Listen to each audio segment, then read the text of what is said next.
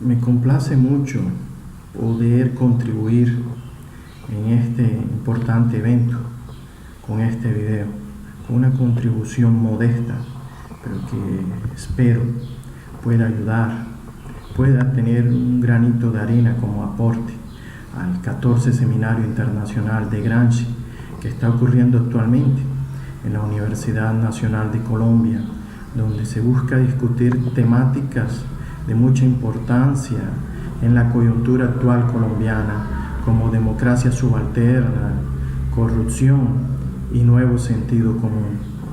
Primero quiero saludar al profesor doctor Miguel Ángel Herrera Esgait, también al profesor doctor Juan Carlos García Lozano y al grupo de investigaciones Presidencialismo y Participación, sin los cuales esta construcción y este debate de este evento no sería posible, los cuales están llevando a diseminar el pensamiento de Gramsci en Colombia, a las construcciones que se pueden dar con Gramsci en Colombia para construir nuevas alternativas desde los sectores subalternos.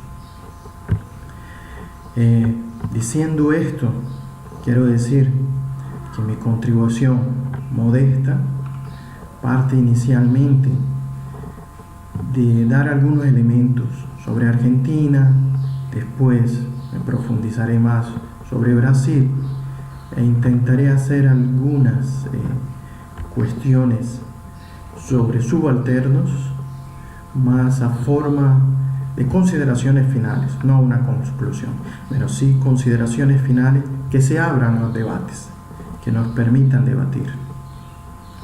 Esto porque, ya lo decía Gramsci, y su principal traductor, quien hizo las mejores traducciones y la mejor forma de escritura de las ediciones de los cuadernos de la cárcel, Valentino Garretana. En palabras de Gramsci, que me voy a tomar el trabajo de leer, disculpen por leer estas notas tan largas, dice esto sobre sus cuadernos. Las notas contenidas en este cuaderno, como en los demás, han sido escritas apresuradamente para constituir un memorial. Hay que revisarlas todas y controlarlas detalladamente, porque contienen sin duda inexactitudes, enfoques falsos, anacronismos. Han sido escritas sin disponer de los libros a que se hace referencia, y es posible que después del control haya que corregirlas radicalmente, porque lo que resulte cierto sea precisamente lo contrario de lo que se ha escrito. Esto nos decía Gramsci en las condiciones en que él tuvo que escribir en la cárcel, en 1927, después que va a morir, en el 37, y la forma en que se lleva ese debate que hay en el contexto de Gramsci, de la internacional, de la ascensión del fascismo y de lo que él quería de ese escrito, que tuvieran posterioridad, que quedaran para la eternidad, que pudieran contribuir a ese debate sobre la toma del poder y la construcción de alternativas para los pueblos del mundo. En esto considero que Gramsci, en esa interpretación, era el secretario del Partido Comunista. Se entendía como tal, como un militante comunista. Y tenía como telón de fondo, como paño de fondo en su construcción, la toma del poder para el proletariado, o el concepto que él crea para los subalternos. Esto me parece que está de fondo en la construcción de Gramsci, y es a partir de ese elemento que yo intento debatir Gramsci, tomar partido de un Gramsci, porque en esas interpretaciones tenemos tres tipos de escritos en Gramsci: desde las misceláneas, desde los escritos que se dieron solo una vez, o los que luego van a ser corregidos, más elaborados por Gramsci. Lo que lleva también a que en esas interpretaciones se tomaran de forma fragmentaria o hacerlo de forma más integral, como lo que intenta hacer hoy el Instituto Gramsci, con un estudio filológico, y que va a comenzar con Valentino Garretana. Por eso Garretana nos dice lo siguiente: por otra parte, ya hemos visto de qué manera subraya Gramsci el carácter provisional de su propio trabajo, incluso en las nuevas redacciones de sus notas. Todo ello implica, si bien se mira más allá del llamado a la discreción y a la cautela, la invitación a una lectura mayormente responsabilizada, no limitada a una simple recepción pasiva, lo cual no quiere en absoluto decir una lectura abierta a cualquier posibilidad de interpretación.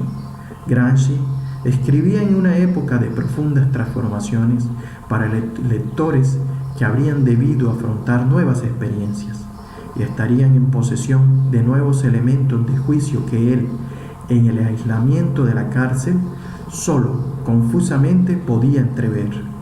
A estos lectores ofrecía una reflexión profunda de su propia experiencia política y cultural y la construcción teórica de una compleja metodología crítica para agredir activamente a los procesos en marcha en el mundo contemporáneo.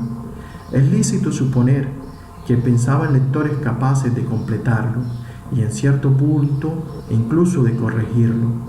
Como marxista antidogmático, no hubiera podido desear lectores diferentes, pero tanto más importante era lo que había sido escrito, material todavía en elaboración, fuese leído como tal, que lo provisional no apareciese como definitivo. Y ahí la tarea que nos queda a los que nos consideramos gramscianos, a los que entramos en los debates sobre Gramsci, en la interpretación, de poder llevar a entender a Gramsci en esa relación dialéctica, en su recepción no pasiva, como dice Valentino Garretano. En esa recepción que se da de Gramsci en Argentina, hay que entender el contexto en que esto comienza a generarse y la forma en que va a ser recepcionado en Argentina relacionado a Italia y al bloque socialista. La primera edición de los cuadernos de la cárcel que se hace o que llega a Argentina traducido es en 1948. El materialismo histórico y la filosofía de Benedetto Croce. Esta traducción nos llega al mismo tiempo en que en Italia se están haciendo las traducciones por Togliatti y va a ser leída por los migrantes italianos que hay en Argentina. Es en esos años 1948-1951 que se dan las primeras traducciones en Italia por Togliatti. Estas traducciones que se comienzan a dar no lo hacen de la forma integral de los cuadernos de la cárcel. Lo hacen de forma fragmentaria, tematizada y sin considerar el orden cronológico ni el debate que acompañó a Gramsci en esos escritos.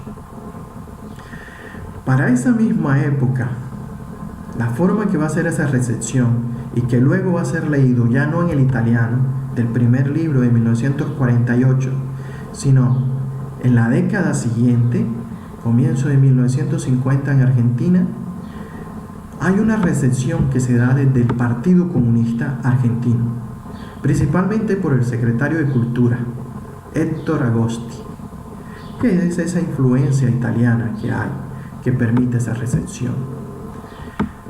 A estos escritos se van a dar en revistas en mención como la revista Sur. Va a ser un escrito que después va a salir también más de un área literaria como Ernesto Sábato. Pero se entiende a Gramsci, se va a entender como un mártir, como el preso político que necesita solidaridad. No se está mirando la dimensión de su aporte político e intelectual en el mundo de la izquierda, en los sectores que buscan alternativas al capitalismo, en la construcción de una estrategia de hegemonía, de una estrategia revolucionaria. Va a ser después una obra de Rodolfo Mondolfo, que va a ser nuevamente reeditada, quien en 1956 va a dedicar un apéndice de su trabajo que se llama El materialismo histórico en Federico Engels, quien va a hacer un apéndice donde dedica un ensayo dedicado a Gramsci. Y aquí ya trabaja elementos teóricos gramscianos. Después de esto va a venir un trabajo arduo, de por vida podríamos decir, de José Arico. Su principal libro, conocido por ustedes, La cola del diablo, donde toma todo ese itinerario de Gramsci en América Latina. José Arico, militante del Partido Comunista, dirigente de una de las seccionales regionales del Partido Comunista, que leía Gramsci, al parecer de forma escondida, y que va a ser amigo de Juan Carlos Portantiero, quien también va a ser uno de los principales receptores y escritores sobre Gramsci, de buscar la traducción de Gramsci para Argentina y América Latina. Ellos van a escribir inicialmente en la revista comunista Cuadernos de Cultura, que va a ser dirigida por Héctor Pablo Agosti, que era el secretario de Cultura, como decía, del Partido Comunista. Esto va a ser acompañado de los tiempos del peronismo, del primer, segundo gobierno de Perón, de intervalos con dictadura, y luego de esto, para los años 60, se va a venir un movimiento político nacionalista, peronista, pero también un movimiento pedagógico que trabaja en la construcción de una estrategia pedagógica para lo que sería la vuelta de Perón al poder, y que se daría con su tercer mandato que fue corto y que tal vez por esto no permitió una consolidación, una construcción más fuerte en aquel momento con el pensamiento de Gramsci, con los aportes teóricos de Gramsci, de abrirse para el debate de la construcción de la izquierda de América Latina y de alternativas al capitalismo en América Latina, de la búsqueda de disputar la hegemonía. Como sabemos, ahí se viene una dictadura que con la doctrina de seguridad nacional va a reprimir fuertemente, va a censurar muchos temas, va a perseguir no solo a la izquierda, sino a todo el peronismo de izquierda nacionalista, y que no va a permitir que se haga este consolidado. De todas formas, la diseminación del pensamiento de Gramsci, de la construcción de Gramsci, ya estaba dada. Aunque esta construcción de este pensamiento, el debate con Gramsci, se da a partir de las primeras traducciones italianas, que es fragmentaria, tematizada, no de todos los cuadernos, y que no toma en consideración los elementos coyunturales en que Gramsci estaba escribiendo, ni tampoco la forma cronológica en que se devuelven estos que se desarrollan estos escritos, Pero esto va a permitir que se den por lo menos 3 grandes líneas en relación al aporte de Gramsci en la recepción en Argentina. Esas líneas que van a la praxis, que son la praxis que se construye, son consideradas por algunos autores en Argentina en debate, primera como el voluntarismo gramsciano-guevarista. Tal vez no sería, podríamos mirar qué tan voluntarista es, y que esto lleva más al debate sobre el guevarismo y el foquismo. Pero es considerada así, esa relación de la primera línea de praxis gramsciano-guevarista, donde entiende a Gramsci dentro de una voluntad política nacional popular, cercana entonces en esa relación al peronismo, donde se busca la creación de nuevos estados y de donde se busca, con toda esa experiencia de Ernesto Guevara en Cuba y después en América Latina, una relación híbrida que se materializa en elementos tan concretos como la guerrilla del Ejército Revolucionario del Pueblo, ERP, comandada por Ricardo Massetti, y que va a ser una línea que luego se va a ir desarrollando más en el guevarismo, en esa línea gramsciana, que podríamos decir que se mantiene hasta hoy de forma más compleja, con subdivisiones. Hay una segunda línea, que es los que entendieron a Gramsci desde la temática nacional popular.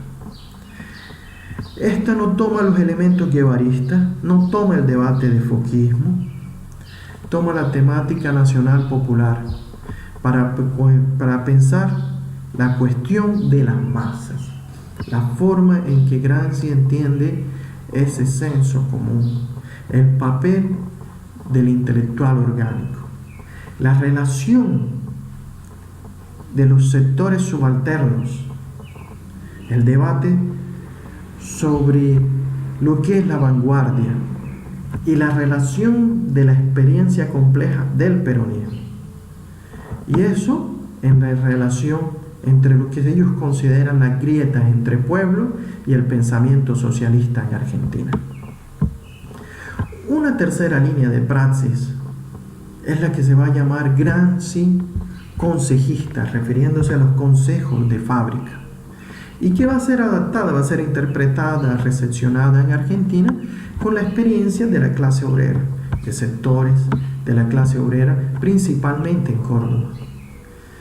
Y que directamente José Arico la va a comparar en su libro La cola del diablo con la ciudad de Turín, de lo que va a ser ese bienio rojo italiano en que Gramsci es protagonista y uno de los que va a ir construyendo esos consejos de fábrica. Esto también lleva a una articulación de interpretación del peronismo y la cuestión nacional. Después, en los años 70, después del tercer mandato de Perón, viene una represión y muchos de los intelectuales de izquierda, gramscianos, argentinos, migran a México, lo que va a dar una nueva recepción de Gramsci en México y unos nuevos espacios de debate para América Latina. Pero siguiendo con Argentina, luego de ese paso de la dictadura, luego del desastre de las Malvinas, luego de toda esa represión, luego de todos esos movimientos que llevan al fin de esa cruel dictadura, con su superación, estos grupos que venían emergiendo, este debate se puede dar abiertamente en el tiempo Alfonsini, en la construcción de nueva constitución, y toman diferentes elementos. Si bien florecen, también se hacen más sectores, se dispersan más. En ese debate hay una multiplicación de tendencias. Esto va a llevar a la construcción y después nos va a llevar también a los aportes que va a tener Laclau y Chantal Mouffe, que va a ser más una línea lingüística, filológica, de entender a Gramsci en la relación nacional popular, de entender a Gramsci a partir de la experiencia de lo que sería el peronismo. Esa relación de disputa, de hegemonía, de construcción de hegemonía, del papel de los subalternos, del papel que tienen los intelectuales orgánicos en relación de la traducción a lo nacional, a la cultura, a la construcción de ese sujeto colectivo y de lo que significaría el populismo en esto, de lo que es la experiencia peronista como tal. Para algunos esto va a ser recogido después por el kirchnerismo como continuación del peronismo o kirchnerismo como una superación del peronismo y el intento de construir un nuevo populismo en Argentina. Eso es otro debate que está abierto. Pero podríamos decir hay una relación entre peronismo, la construcción nacional popular, los elementos gramscianos al gobierno de Néstor Kirchner y al gobierno después de Cristina Kirchner. Esto acompaña a lo que algunos llaman los ciclos progresistas de izquierda en América Latina, o lo que fue esa ola, ese momento, esa etapa de gobiernos progresistas y de izquierda en América Latina. Para algunos también es discutible y en debate el concepto de ciclo. Pero con Néstor y Cristina Kirchner se toma un nuevo aire dentro de la construcción nacional popular, la forma de entender ese sujeto colectivo y la construcción de alternativas en la disputa de hegemonía, en el papel de los subalternos. Como ustedes saben, luego con las crisis, con toda una nueva avanzada conservadora contra el movimiento de reacción al neoliberalismo de forma progresista y de izquierda, se viene el gobierno de Mauricio Macri, en medio de una disputa que no es solo argentina, que es latinoamericana, y en la cual Colombia también tiene un papel. Ese lleva al actual momento, el gobierno de Mauricio Macri, las persecuciones al kirchnerismo, principalmente a Cristina Kirchner, con los procesos de judicialización. Ahí abre otro debate, es si en los gobiernos de Néstor y Cristina Kirchner se pudo construir democracia popular o no. Se caminó en una línea de estrategia revolucionaria hegemónica o se construyó un proyecto más nacional, popular, peronista. ¿Cuáles fueron los nuevos aportes de Néstor y Cristina en esa construcción? ¿Cómo quedó esa relación a la disputa de hegemonía? ¿Hasta qué punto la desarrollaron? Para algunos, el hecho de no llevar los elementos gramscianos revolucionarios, la disputa de hegemonía como tal, fue lo que le dio debilidad al kirchnerismo y no le permitió avanzar en esa forma de democracia popular, en la construcción de alternativas reales al capitalismo, y que llevó a generar una crisis en el mismo kirchnerismo, que luego generó la vuelta de los sectores conservadores encabezados de Mauricio Macri, que entra en una crisis de hegemonía.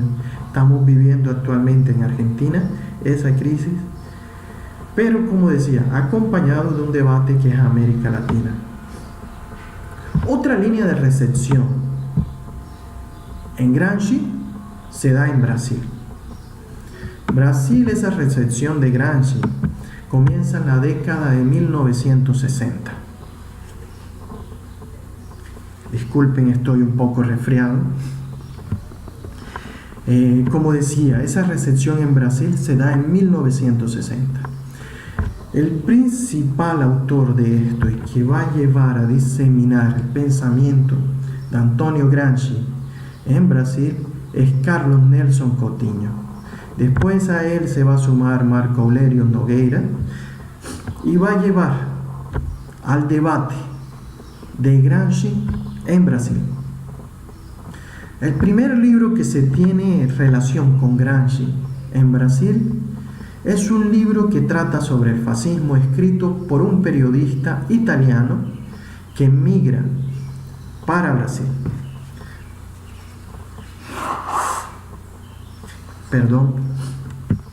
Este libro, Breve Historia del Fascismo, de Mario Fiorani, escrito en 1963 por la edición brasilense, hace una mención en varios momentos sobre Gramsci.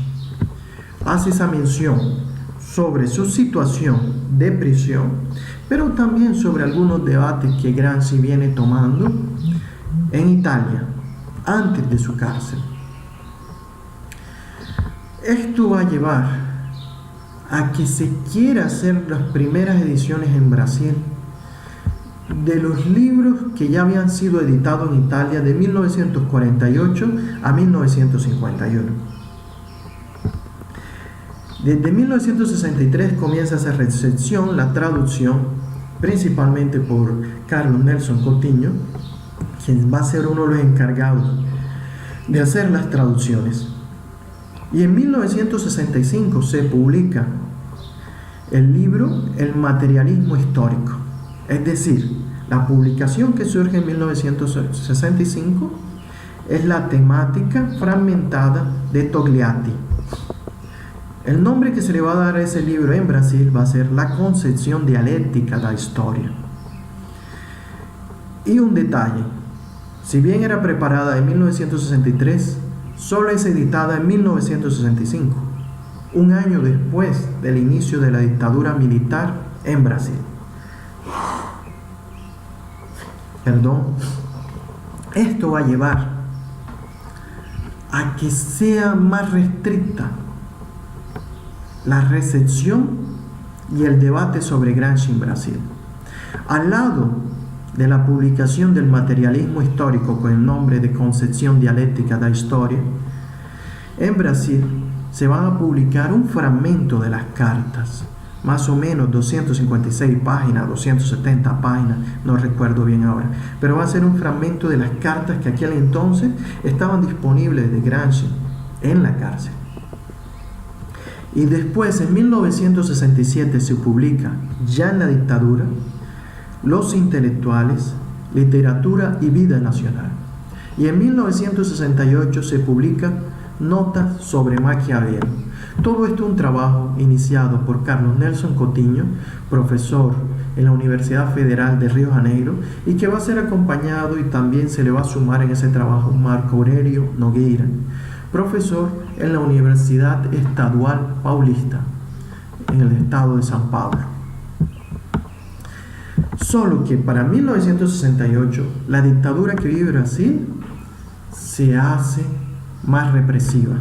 Viene el Acto Institucional 5 ante la emergencia de movimientos estudiantiles, movimientos populares que se comienza a dar, la forma en cómo comienzan a emerger diferentes sectores sociales subalternos va a ser reprimida en 1968 con el Acto Institucional 5.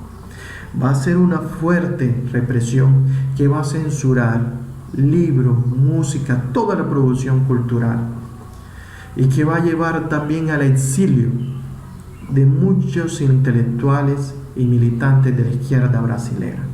En el caso de Carlos Nelson Coutinho, en la década del 70 él se va a exiliar en Italia y va a estar cerca al Instituto Gramsci, a las producciones gramscianas y al debate que se da en el Partido Comunista Italiano. En la década del 70, 1975 entonces, va a salir la edición crítica de los cuadernos de la cárcel. Ese estudio más detenido, más detallado, con elementos de filología para entender la coyuntura, el contexto, la relación en cuanto a las fechas que escribía Gramsci con los debates de su momento. Ese cruzamiento es lo que va a permitir poder organizar mejor los cuadernos de la cárcel, y esa edición crítica de los cuadernos de la cárcel de Gramsci, hecha por Valentino Garretana. 4 tomos en italiano, que va a ser luego traducido a 6 tomos en español y que va a ser publicado por la edición Era en México a comienzos de 1980. Esa situación lleva a un momento diferente de resistencia en Brasil, los movimientos guerrilleros, y que también en la década de los 70 van a ser exterminados como tal. Ahí está emblemáticamente el caso de la guerrilla araguaya, donde la mayoría de los militantes guerrilleros que se encontraban en la región del Araguaia en Brasil fueron quemados dentro de cuevas o torturados y luego ejecutados con tiro de gracia. Aún hoy no ha abierto Brasil los archivos sobre lo que fue la guerrilla araguaya y toda la masacre y represión por parte del ejército.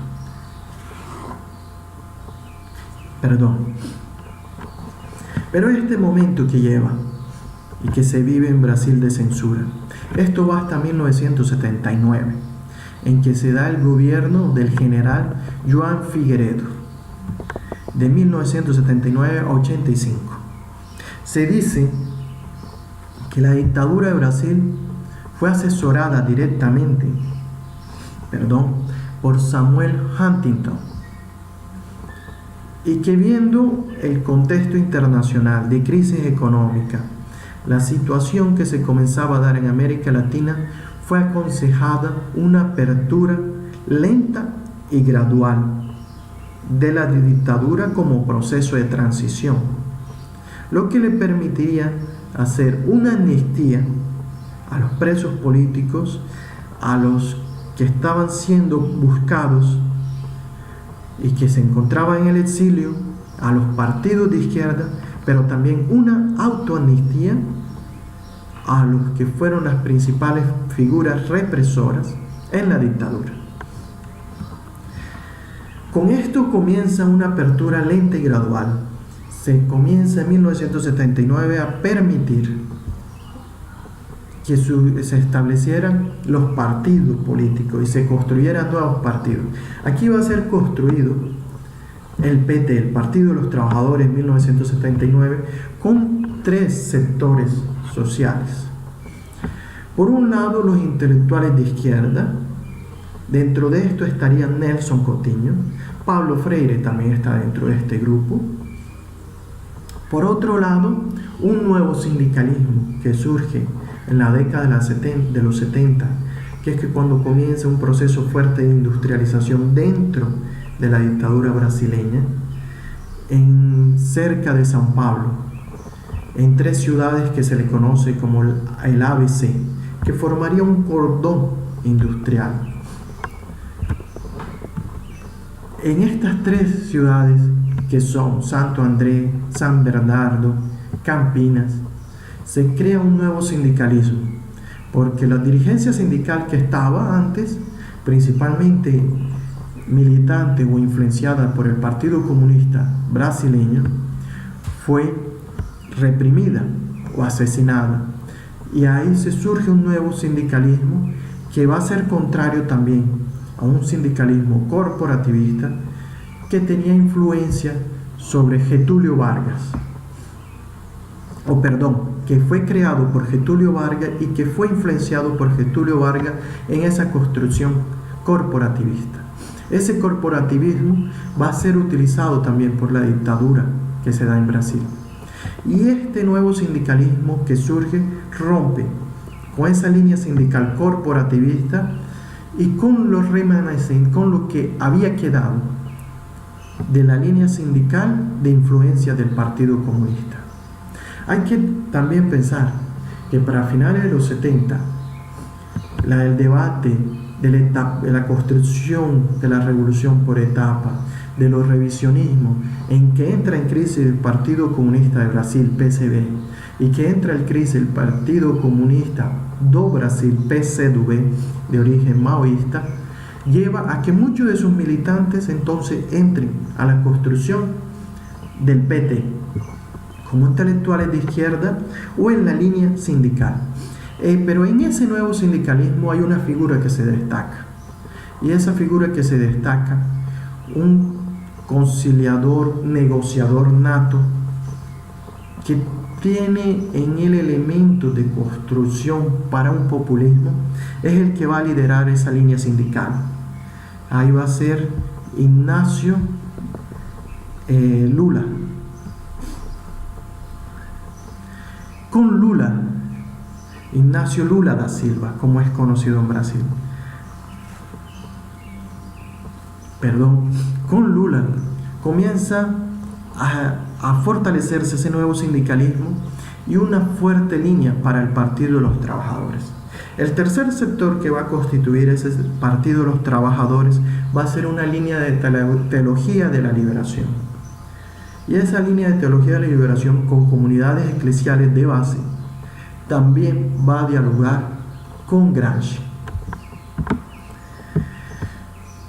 Esto va a ser acompañado en 1985 con la apertura democrática, la elección indirecta de un presidente, José Sarney, que va a ser elegido desde el Congreso, un Congreso que era controlado en su mayoría por la dictadura militar y que va a llevar a grandes movilizaciones sociales en Brasil, al fortalecimiento del Partido de los Trabajadores, a dar a conocer su principal líder, a Lula como tal, y en 1988 la creación de una nueva constitución que tiene mucha participación popular, mucha participación de diferentes sectores sociales, y que por eso se le conoce como la Constitución Ciudadana en Brasil. El PT se pone en un trabajo,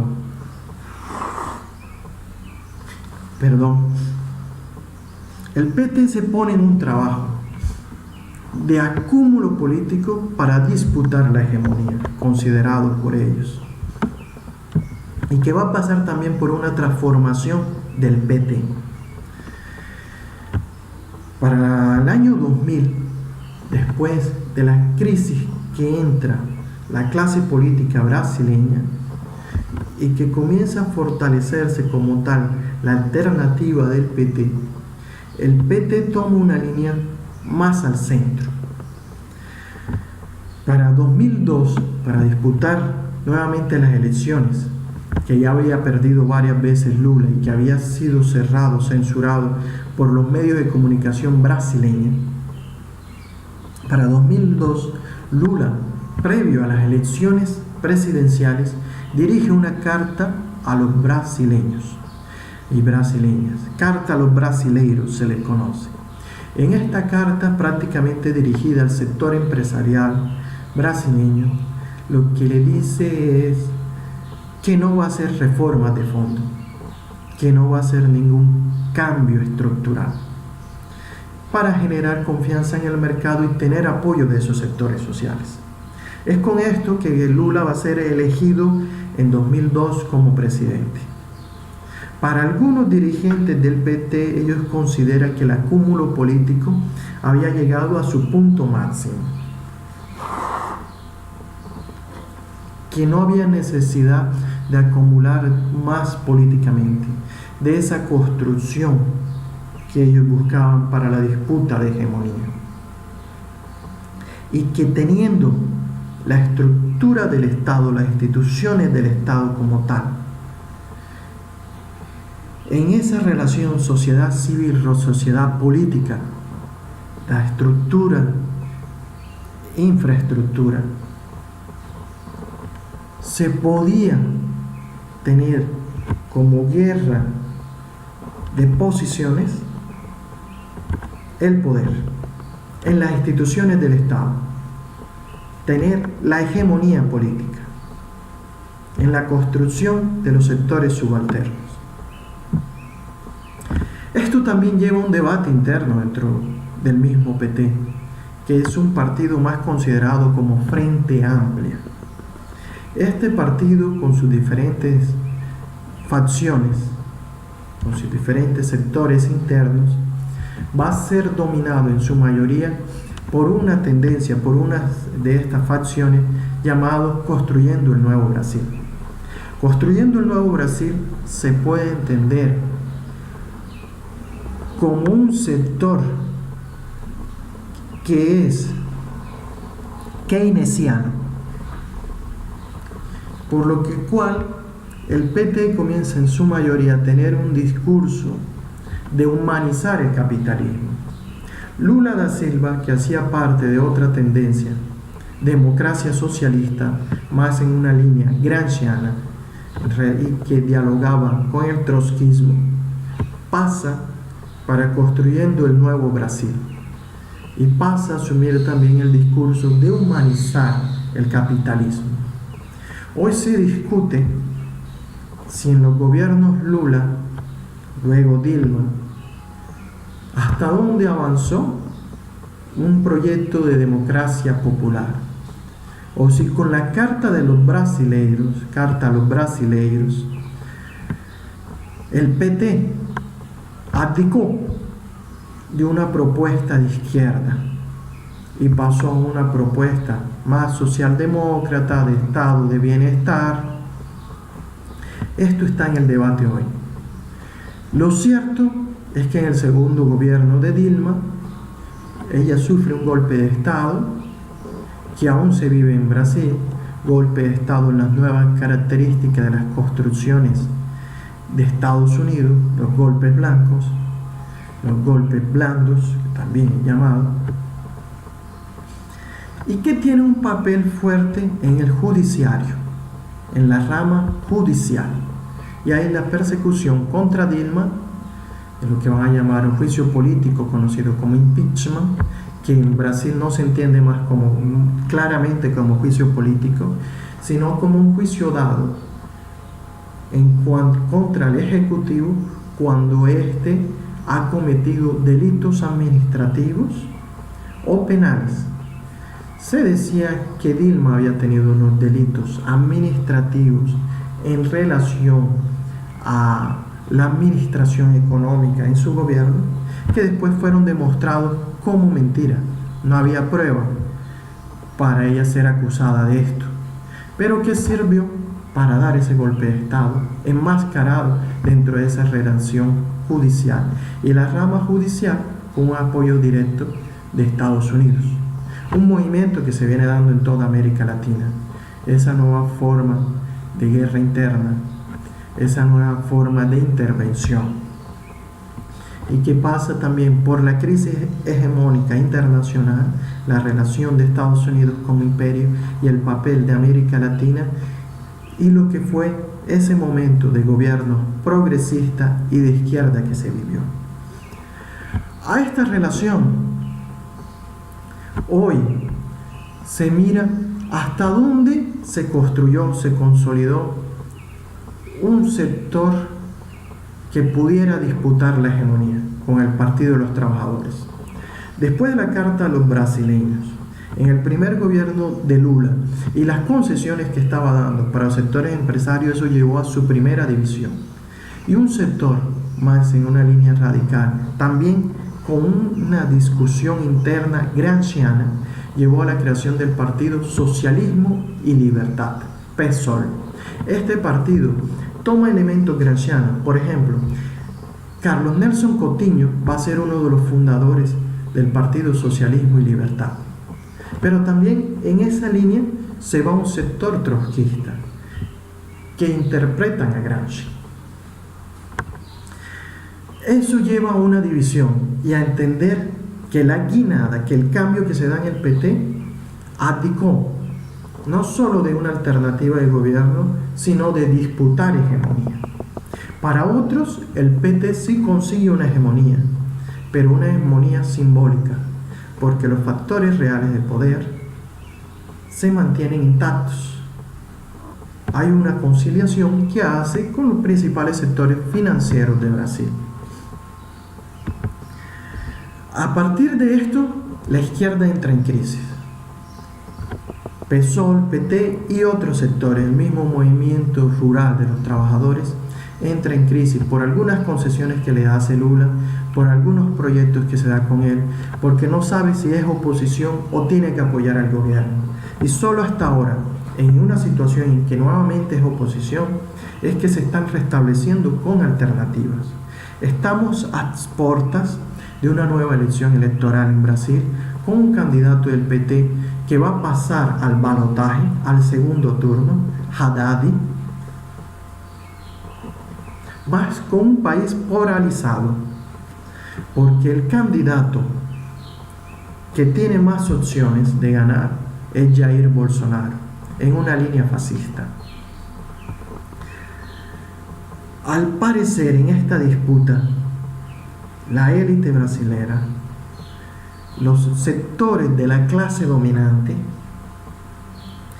que desarrollaron el golpe contra Dilma, buscaron polarizar Brasil por el fenómeno del lulismo de Lula e hicieron crecer una línea fascista que ya existía pero que no tenía expresividad, de Jair Bolsonaro, para ellos mostrarse como centro, para mostrarse como el sector más ecuánime, como el sector que podía salvar a Brasil dentro de una situación extremista, polarizada y de corrupción. Solo que los proyectos que se establecen con el partido PMDB y el partido PSDB no ha tomado fuerza. Es así que como antipolítica se fortalece una línea fascista con Jair Bolsonaro, y con el lulismo, que fue perseguido y no se le permite ser candidato a la presidencia, transmite votos, transmite esos seguidores, principalmente en el nordeste, para Haddad, para Fernando Haddad, que es el candidato del PT. Las encuestas muestran la tendencia de intención de voto, que pasando tanto Haddad como Jair Bolsonaro a un segundo turno, es posible que Haddad sea el ganador, con un margen estrecho, lo que mostraría un Brasil muy polarizado y con una izquierda muy dispersa. Es una izquierda en Brasil que está muy fragmentada. Dentro de los sectores que surgieron del trotskismo, muy fragmentada. Dentro de los sectores que surgen del Partido Comunista do Brasil, línea maoísta muy fragmentada. Dentro de los sectores que surgen del PCB, línea pro-Unión Soviética, muy fragmentada. Dentro de los sectores de teología de la liberación, muy fragmentada. Y un análisis que comienza a tomar fuerza nuevamente en la línea de Gramsci, en las universidades, en los centros intelectuales, principalmente en Río Janeiro, en la Universidad Federal de Río Janeiro, de donde venía Nelson Coutinho, y en São Paulo, en la Universidad Estadual de São Paulo, donde toma fuerza esto, donde venía Nogueira. Este debate está sobre hasta dónde avanzó el PT en la construcción de hegemonía, en la disputa de hegemonía, el papel de los sectores subalternos, la forma en que hay que frenar esa ascensión del fascismo en América Latina, en Brasil. Y un diálogo que después de los años 2000 con el gobierno de Lula se comienza a dar más fuerte con América Latina en Brasil, porque tal vez Brasil, por el idioma, por la ubicación geográfica de sus ciudades, no tenía tanto un diálogo con América Latina como la puede tener Argentina, que la recepción de Gramsci en América Latina también lleva a que se lleve una recepción de Gramsci prontamente en los otros países de América, y que sea fuerte después con los exiliados que se van a México, con una recepción propia de México también, y que comience desde ahí a influenciar toda América Latina. Pero en ese debate de la situación actual, Argentina, Brasil, que no es ajena a Colombia, que está en Ecuador y que pasa también por construcciones como la de Venezuela o Bolivia, a esto García Linera la ha llamado este momento actual como un empate catastrófico, utilizando esta categoría en Gramsci, en que los sectores subalternos que construyen gobierno, como progresistas, como izquierda, se equilibra de fuerza con los que eran los sectores de la clase dominante, con los que son los sectores que se mantienen en algunos países como clase dominante, con la relación de Estados Unidos como imperio en esa línea internacional dominante de la hegemonía, y que en ese equilibrio catastrófico estamos viviendo la situación que hay hoy. Lo viejo no termina de morir, lo nuevo no termina de nacer, y lo que pueden venir son construcciones muy, muy complicadas, peligrosas para América Latina. La intervención en Venezuela, donde Colombia, como colombianos, tendremos posiblemente la vergüenza de ser el país donde se invade Venezuela, y esperemos que esto se pueda frenar con la crisis de hegemonía que se comienza a dar en el gobierno de Duque, con las movilizaciones sociales en Colombia. Las elecciones actuales en Brasil, que se gana Jair Bolsonaro o los sectores de la clase dominante, de la élite brasileña, consiguen consolidar su candidato, algo poco probable, para ganarle a Haddad, llevaría a que Brasil también apoye la intervención en Venezuela. Pero igual, con el gobierno de Haddad, las posibilidades de obtener un buen gobierno en Brasil son bajas, la capacidad de gobernabilidad, por ese empate catastrófico. Y ahí entender también un poco cuál es el papel de los subalternos en contexto de América Latina, la necesidad y la tarea de traducir Marx y el marxismo para América Latina, y la tarea de traducir e interpretar a Gramsci en esa recepción de América Latina. Un ejemplo de esto, el debate sobre subalterno, subalternidad. Los subalternos, el cuaderno 25 principalmente, y que yo entendería que el debate que da Gramsci, la construcción que hace el subalterno, va más allá del concepto de proletariado, y que tal vez subalternidad lo lleva más para un debate culturalista, pero que ahí no podemos perder los elementos coyunturales en que escribe Gramsci y el momento histórico, cronológico, lo que se da en el entronque, en esa unión de la filología, el papel que tiene Garretana principalmente, y que después hay que entenderlo así, en forma de, me parece, de recepcionar e interpretar y tomar a Gramsci para el debate y para las tareas de América Latina.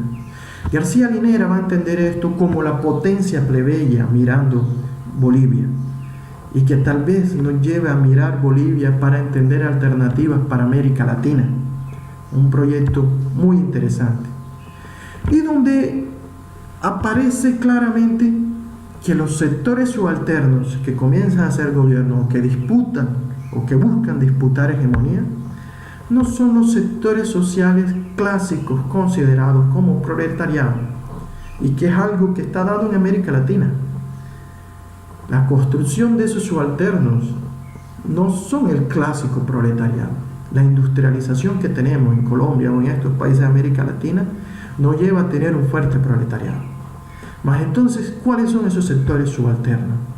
Sectores que no producen la más valía, sectores que están en un trabajo informal, sectores populares.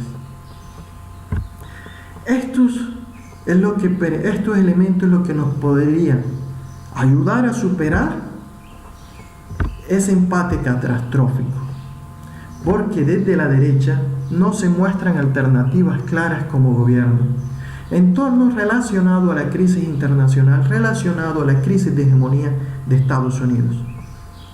No hay un proyecto como tal para la clase dirigente en esa construcción.